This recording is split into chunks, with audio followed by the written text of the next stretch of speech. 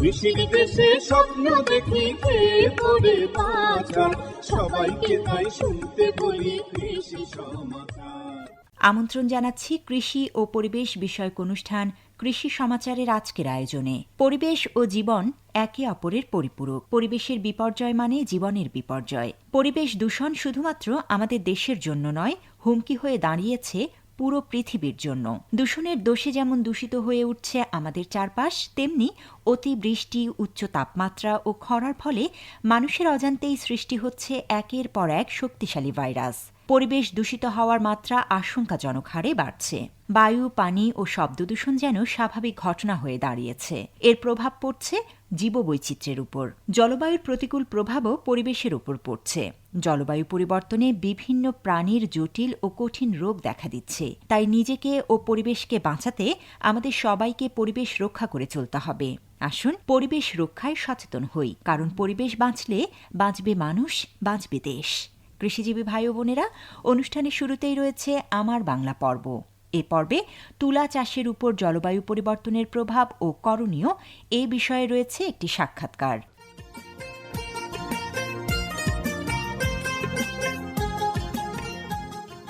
কৃষিজীবী ভাই বোনেরা, আজ আমরা জানব তুলা চাষের উপর জলবায়ু পরিবর্তনের প্রভাব ও করণীয় সম্পর্কে। আমাদের মাঝে উপস্থিত রয়েছেন ফাহিনুর রহমান শাতিল, তুলা উন্নয়ন কর্মকর্তা, তুলা উন্নয়ন বোর্ড, তুলা ভবন, কৃষি খামার সড়ক, ফার্মগেট, ঢাকা। আপনাদের সাথে রয়েছি আমি তানিয়া পারভিন। প্রথমে আপনার কাছে জানতে চাইব যে জলবায়ু পরিবর্তনের ফলে ফসল উৎপাদনে প্রতিকূল পরিবেশ বলতে আমরা কি বুঝি? জলবায়ু ও পরিবেশগত উপাদান স্বাভাবিক থাকলে ফসলের বৃদ্ধি ও বিকাশ স্বাভাবিকভাবে হয়ে থাকে। তবে প্রকৃতির সবসময় স্বাভাবিক থাকে না। কিছু কিছু অঞ্চলে উৎপাদন মৌসুমে ফসলকে জলবায়ু ও পরিবেশগত নানা সমস্যার মুখোমুখি হতে হয়। এ ধরনের অবস্থায় ফসল জৈবিক, রাসায়নিক ও শরীরবৃত্তীয় পরিবর্তনের মাধ্যমে খাপ খাইয়ে নেওয়ার চেষ্টা করে। একে ফসলের অভিযোজন ক্ষমতা বলে। প্রতিকূল পরিবেশে জলবায়ু পরিবর্তনের ফলে সৃষ্টিকারী উপাদানগুলোর মধ্যে রয়েছে বন্যা বা জলবদ্ধতা, অনাবৃষ্টি বা খরা, উচ্চচাপ, নিম্নতাপ। এছাড়া পরিবেশগত উপাদান মধ্যে রয়েছে মাটির লবণাক্ততা, মাটিতে বিষাক্ত রাসায়নিক উপস্থিতি এবং বাতাসে বিষাক্ত গ্যাসের উপস্থিতি।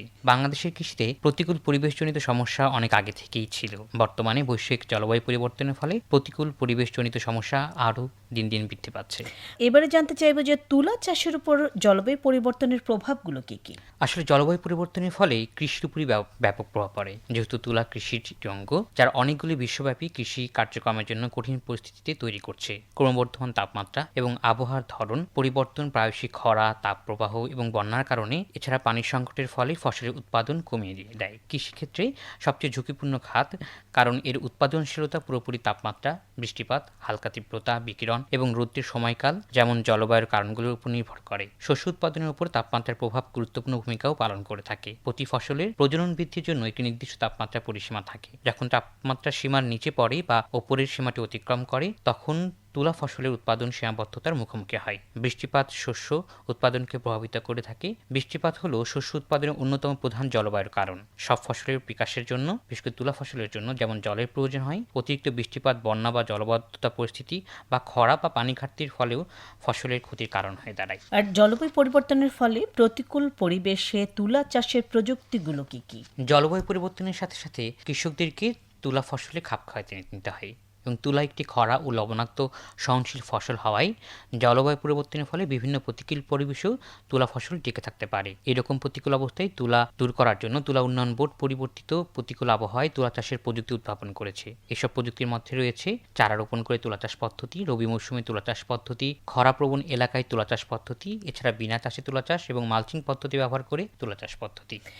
জলবায়ু পরিবর্তনের ফলে চারা রোপণ করে তুলা চাষ পদ্ধতি বলতে আমরা কি বুঝি? জলবায়ু পরিবর্তনের ফলে বর্ষাকালে অতিবৃষ্টি বা বন্যার ফলে তুলার জমিতে সময় মতো বীজ বপন করা সম্ভব হয় না। আবার অনেক সময় বৃষ্টির অভাবে জমিতে পর্যাপ্ত রসের অভাব দেখা দেয়। এইরকম অবস্থা দূর করার জন্য তুলা উন্নয়ন বোর্ড পরিবর্তিত প্রতিকূল আবহাওয়ায় চারা রোপণ করে তুলা চাষ পদ্ধতির প্রযুক্তি উদ্ভাবন করেছে, যা তুলা চাষে সহায়ক ভূমিকা রাখছে। অতিবৃষ্টি বা বন্যাজনিত কারণে জমিতে পানি জমার কারণে বীজ বপনের সমস্যা হলে বা সময় মতো বীজ বপন করা না গেলে তুলা ফসলের চারা তৈরি করে পরবর্তীতে 10 থেকে 25 দিনের চারা রোপণ করে তুলা চাষ করা যায়। এতে ফলনের তারতম্য হয় না। খরাপ্রবণ ও লবণাক্ত এলাকাও চারা রোপণ করে তুলা চাষ বেশ উপযোগী। অঙ্গজ শাখা কম হয় বিধায় ফসলের আন্তঃপরিচর্যা সহজ হয় এবং জমিতে গাছের সংখ্যা ঠিক থাকে।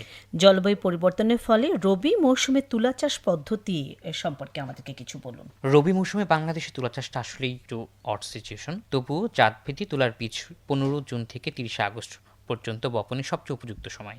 এই সময় বর্ষাকালে তুলা ফসলের জন্য সবচেয়ে উপযোগী। বাংলাদেশের দক্ষিণাঞ্চলে রবি মৌসুমে মাটিতে লবণাক্ততা বেড়ে যায়, ফলে অধিকাংশ ফসল আবাদ করা যায় না এবং প্রচুর পরিমাণ জমি অনাবাদি থাকে। তুলা ফসল মাঝারি লবণাক্ত সহনশীল হওয়ায় নভেম্বরের মাঝামাঝি হতে ডিসেম্বর পর্যন্ত রবি মৌসুমে তুলা বীজ বপন করা যায়। এছাড়া পতিত জমি ব্যবহারে খরা ও পাহাড়ি এলাকাও রবি মৌসুমে তুলা বীজ বপন করা যায়। এবারে আপনার কাছে জানতে চাইব যে জলবায়ু পরিবর্তনের ফলে প্রতিকূল আবহাওয়ায় তুলা চাষের কৃষকদের কি কি করণীয় রয়েছে? বন্যার সম্ভাবনা আছে এমন তীরবর্তী ও চরাঞ্চলের জমিতে আগাম তুলা চাষ করতে হবে। বন্যাপ্রবণ এলাকায় বীজতলায় চারা তৈরি করতে হবে। অতিবৃষ্টিকালীন সময়ে রেসবিট বা রিচ অ্যান্ড ফারো পদ্ধতি তুলা চাষ করতে হবে। এছাড়া পূর্বাভাস থাকলে বৃষ্টি শুরুর আগে জমিতে ছত্রাকনাশক স্প্রে করতে হবে। গাছের পরিপক্কতা ত্বরান্বিত করার জন্য প্রয়োজনে ইথানল বা জাতীয় পদার্থ তুলা ফসল স্প্রে করতে হবে। এছাড়া প্রিয় তুলা চাষী ভাই এবং বোনদের কাছে পরামর্শ রয়েছে, জলবায়ু পরিবর্তনের ফলে যে আবহাওয়ার পরিবর্তন হচ্ছে, এর জন্য যদি কোনো পরামর্শ বা সাহায্যের প্রয়োজন হয়, তুলা উন্নয়ন বোর্ডের নিকটস্থ কটন ইউনিট অফিসের সাথে যোগাযোগ করার জন্য আপনাদেরকে অনুরোধ করা হলো। কৃষিজীবী ভাই বোনেরা, এতক্ষণ আমরা তুলা চাষের উপর জলবায়ু পরিবর্তনের প্রভাব ও করণীয় সম্পর্কে বিস্তারিত জানলাম। ধন্যবাদ আপনাকে।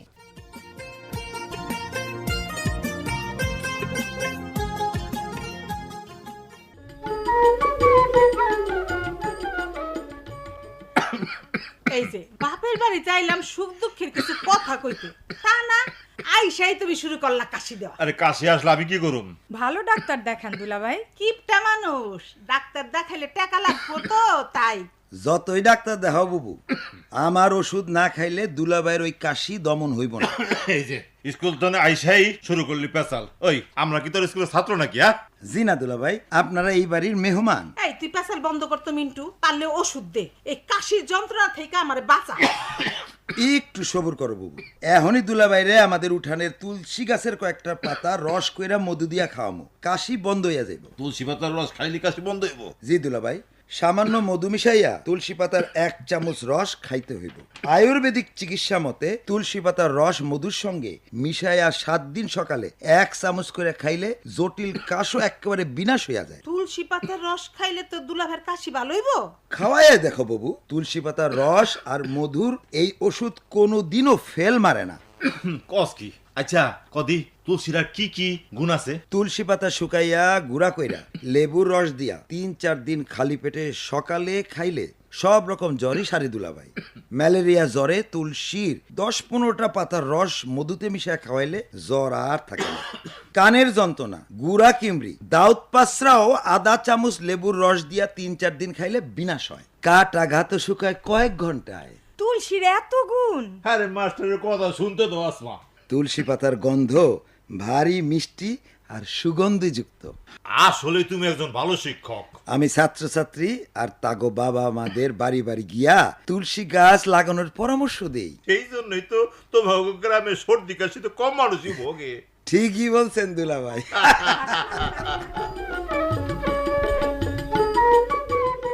এই ছিল আমাদের আজকের আয়োজন। আমাদের এই অনুষ্ঠানটি আবারও শুনতে ব্রাউজ করুন কৃষি বিষয়ক কার্যক্রম বাংলাদেশ বেতারের ইউটিউব চ্যানেল। আজকের মতো অনুষ্ঠান থেকে বিদায় নিচ্ছি। কথা হবে আবারও। সে নাগাদ সুস্থ থাকুন, সুন্দর থাকুন, থাকুন সচেতন। সবাইকে তাই শুনতে বলি কৃষি সমাচার, সবাইকে তাই শুনতে বলি কৃষি সমাচার।